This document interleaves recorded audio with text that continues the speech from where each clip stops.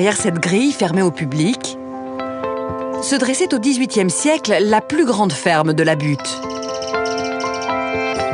Aujourd'hui encore, on se croirait ici à la campagne. Mis à disposition par la mairie de Paris, ce petit paradis abrite la Cité des Arts. Une quarantaine de jeunes artistes sélectionnés parmi les meilleurs du monde y séjournent.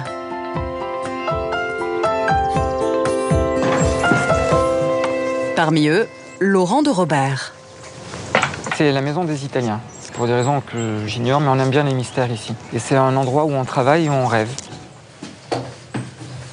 Comme tous les résidents, Laurent va pouvoir profiter un an de cette petite maison avec vue sur le jardin.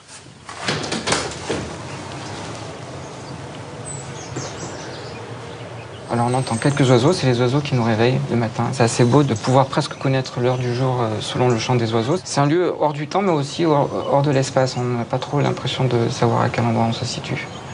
Et on aime bien conserver cette petite bulle, ce côté hors du monde, en fait. Estelle de Le Salle cohabite avec Laurent de Robert depuis quelques mois. Chaque matin, direction le jardin. Pour la soupe du déjeuner, elle cueille des orties.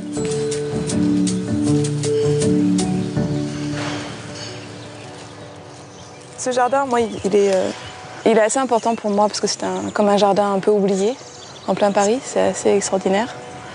On appelait ça la forêt de Montmartre auparavant. Donc on a beaucoup de sureaux, quelques érables et les orties. En plein Paris, c'est vraiment extraordinaire. En plus, on a une vue magnifique. On trouve ici aussi des tomates et des potimarrons qu'Estelle a fait pousser pour agrémenter sa soupe. Ouais, ça s'est fait. Il est midi, privilège rare à Paris. Laurent et Estelle déjeunent en pleine nature. Je pense que pour la concentration et pour le travail artistique, c'est un endroit vraiment béni. C'est un miracle. Je crois qu'on a conscience que c'est un miracle et que notre mission, c'est de le perpétuer.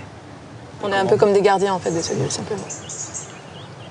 Cette résidence unique en son genre, c'est l'héritage de l'une des pages les plus brillantes de l'histoire de la Butte.